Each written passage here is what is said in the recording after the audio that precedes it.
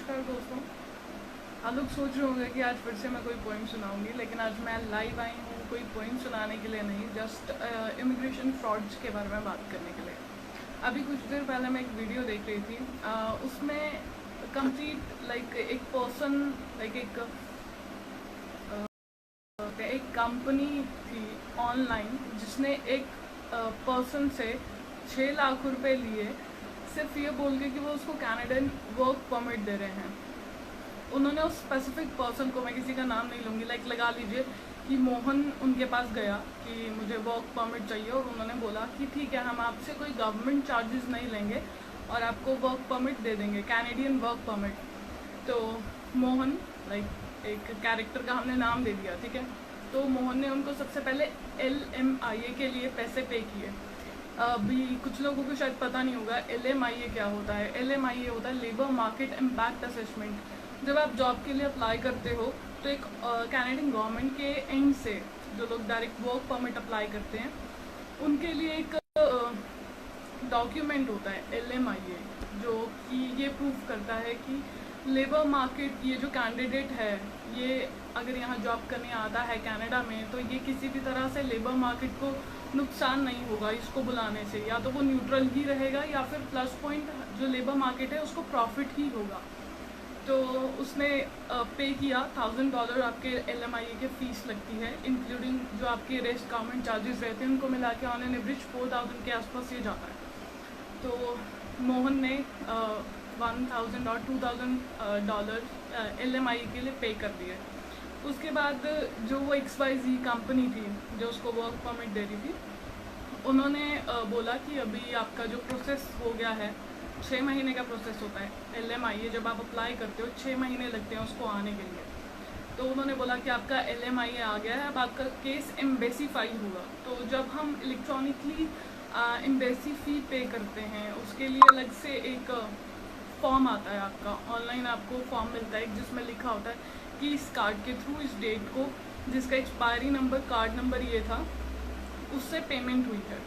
तो सेम जो format embassy का रहता है, आप यकीन नहीं मानेंगे, जो फॉर्मेट एम्बेसी का रहता है सेम फॉर्मेट में कार्ड डिटेल्स चेंज करके उन्होंने वो मोहन को पकड़ा दिया कि आपकी एम्बेसी फ़ीस पे हो गई है। और फ्यू डेज़ के बाद उन्होंने उसके सामने कंडीशन रखी कि एम्बेसी अप्रूवल जब आएगा, आपका वीज़ा अप्रूवल जब आएगा, तो हम आपसे 6 लाख रुपया लेंगे। तो कोई भी पर्सन मेरे जैसा भी होगा तो हाँ, वो बोलेगा कि अप्रूवल, वीज़ा अप्रूवल मिल जाएगा फिर तो ऑफ कोर्स मैं आपको पे करने के लिए रेडी हूँ। तो अभी जो सबसे ज़्यादा शॉकिंग चीज़ ये थी कि उन्होंने किसी और का अप्रूवल लेटर उठाया, उसमें नाम चेंज किया, मोहन का नाम डाला और उसको पकड़ा दिया, उसको विया मेल भेज दिया। इमिग्रेशन की एक डोमेन मेल बनाई gc.ca, वैसे जनरली .gc.ca होता है, अभी वो उसको जेन्युइन तो दिखाना था, उसके लिए उन्होंने gc.ca बनाया लास्ट में, जैसे इंडिया का .com होता है, कनाडा का .ca होता है। तो गवर्नमेंट की ऐसे ही मेल बनाई और उससे उसको वो अप्रूवल लेटर भेज दिया। तो अब मोहन खुश हो गया कि 6 लाख मेरा अप्रूवल आ गया, 6 लाख डजन मैटर, कोई बड़ा अमाउंट नहीं है आप पे करने के लिए। उसने 6 लाख जैसे पे किया, उन लोगों ने उसका कॉल उठाना बंद कर दिया, उसके सारे नंबर्स वगैरह ब्लॉक कर दिए। तो सबसे ज़्यादा शॉकिंग बात इसमें ये थी कि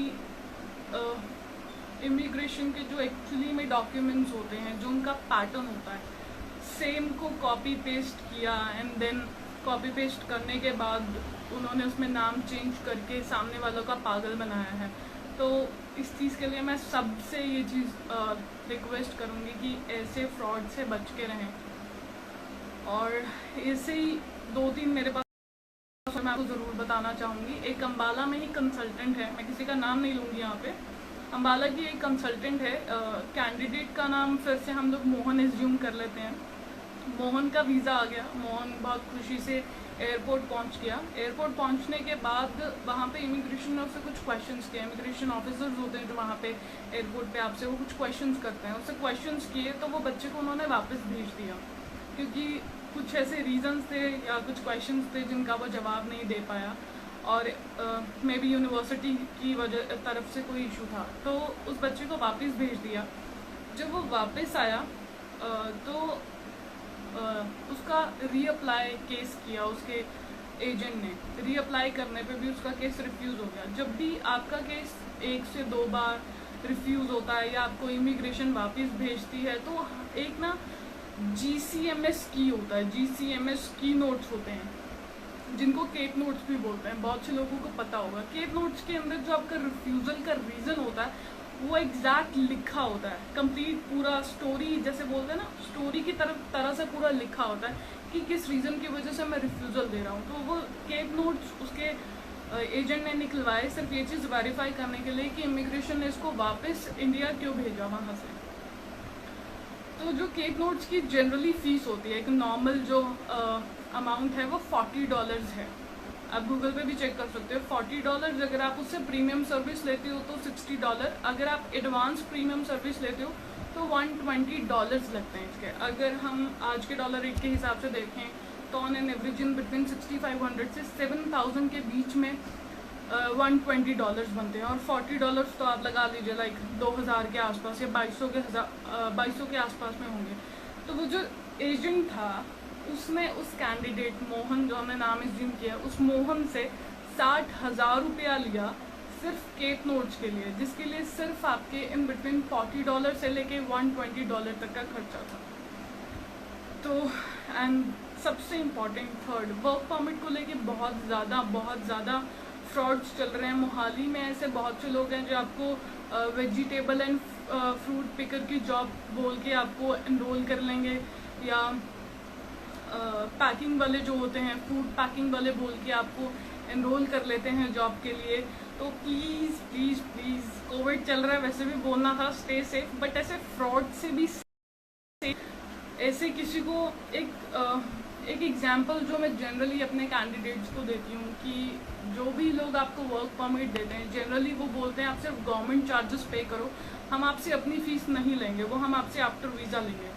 वो आपसे सिर्फ 50 या 60,000 रुपये ही लेगा, 70 ले लेगा मैक्स टू मैक्स, इससे ज़्यादा इनिशियल अमाउंट नहीं लेने वाला।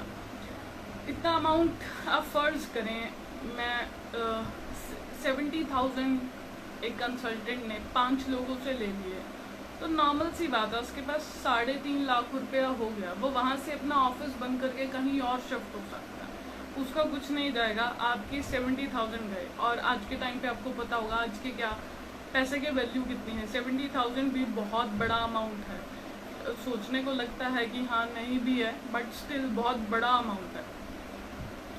अब जो ऐसे फूड पैकिंग और फ्रूट पिकर्स वाले जॉब रहते हैं, इनमें ज़्यादा फ्रॉड होता है। मोहाली में ऐसे बहुत से लोग हैं जो ये चीज़ें करते हैं, तो उन सब से सेफ रहें। और अगर कोई भी आपको डाउट लगता है कि आपके साथ कुछ गलत हो रहा है या किसी ने आपको बताया है कुछ, आपको उस चीज़ में डाउट है, किसी प्रोसेस में डाउट है, तो आप मुझे DM कर सकते हैं।